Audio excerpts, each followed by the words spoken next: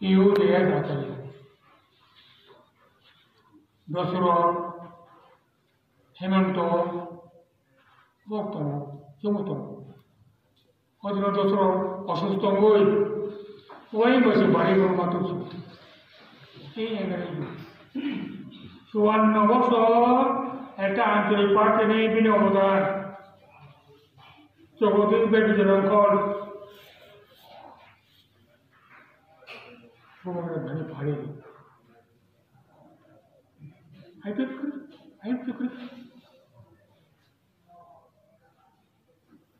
আমার মুখেই নেই তাও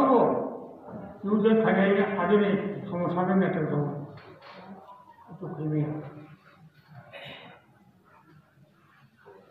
এই আবহাওয়া ব্যাপার ঈশ্বর বর্ণ সচেতন খাইত জ্ঞান নিত